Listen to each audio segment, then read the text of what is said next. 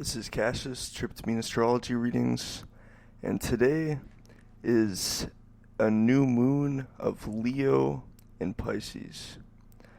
I think that the Leo Pisces quincunx is a really special one.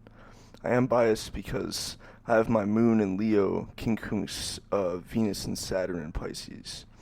And I noticed that the last time the moon was in Pisces, about several days ago, when it quincunxed the planets in Leo, it made this really special mix of warmth and deep appreciation for life.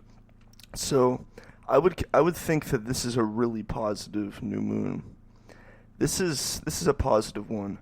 There's a special feeling in the air that I can't put my finger on that feels really, really special. This peaks at around 1:33 p.m. Pacific time, and Mercury is right about to be conjunct the North Node in Virgo, square Saturn, opposite Neptune. This new moon is truly the final milestone before we go deeper into the depression, the coldness, and the trials that we've been experiencing this entire year. But at this point, with everything that we've been through, how are we not really resilient to this by now? We have to be, to some extent, resilient to this now, since we've already purged out.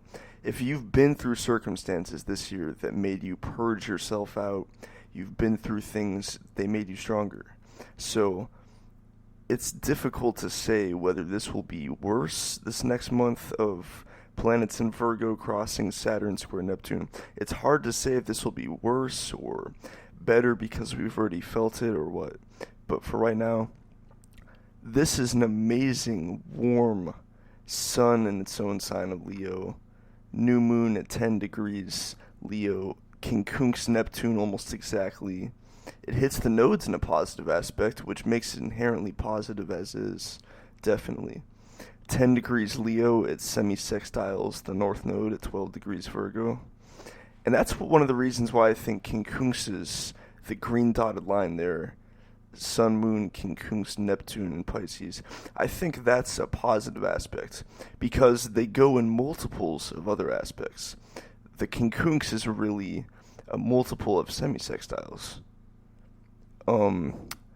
And a trine, a trine is two sextiles.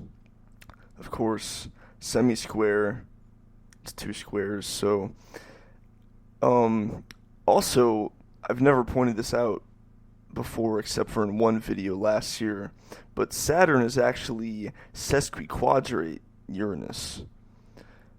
That's really difficult to explain the significance of, but anyway. Also, just because I'm thinking of it now, Uranus is going to semi-square Neptune.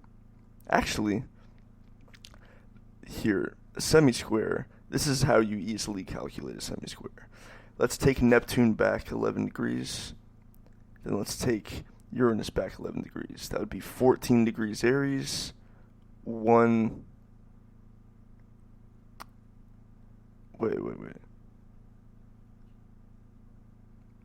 Okay, I got confused. But anyway, Uranus is almost exactly semi-square Neptune, which will do a very strange thing in the next few years to our balance of the political climate in the air and our spiritual feeling in the air, the spiritual climate of right now, which is Neptune and Pisces.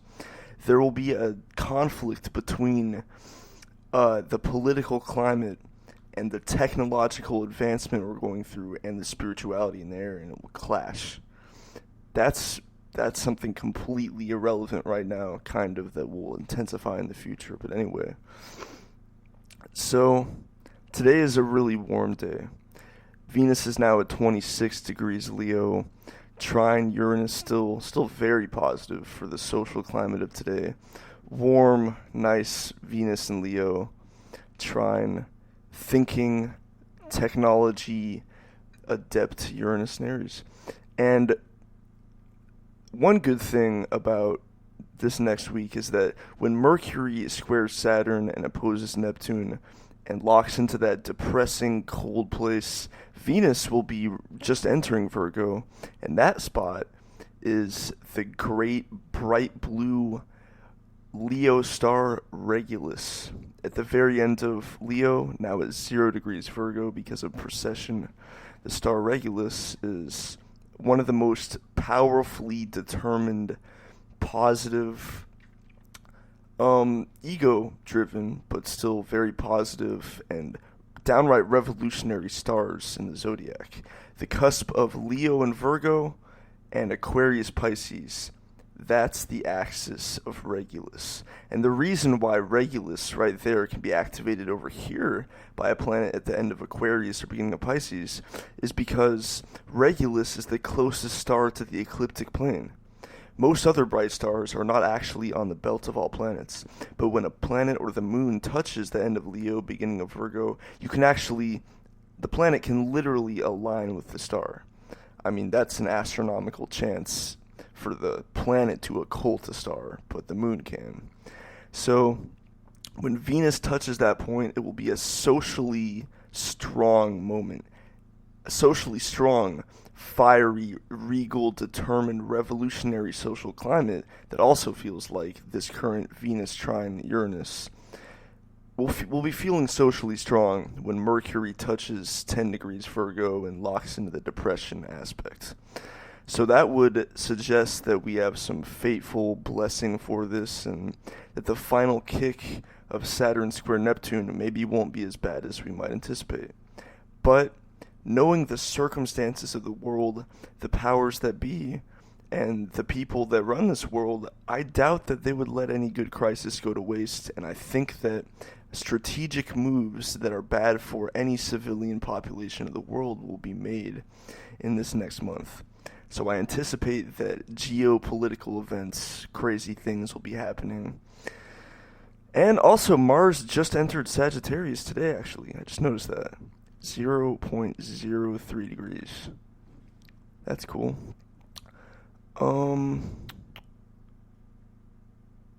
Jupiter is deeper into Virgo, ready to get into Libra.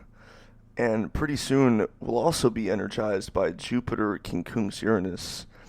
And it's difficult to say whether that will give us positive energy or possibly agitate a volatile feeling. Given the fact that Jupiter is in Virgo, I think that will probably be an easing factor to the volatile Uranus conjunct Eris and Aries. So enjoy today, this new moon to the very fullest, and this is also the last new moon before the eclipse next month. The eclipse next month will be a milestone like pretty much no other. This eclipse will be the true exact final kick of, as you can see, the true exact final kick of Saturn square Neptune. This eclipse will happen at 9 degrees Virgo, conjunct the North Node, exactly square Saturn, exactly opposite Neptune, right after Mars conjoined Saturn and squared Neptune and everything, squared the nodes. So an extremely volatile moment in the depression that we're going to have triggered by Mercury and Venus and Virgo hitting that point that the eclipse will later hit.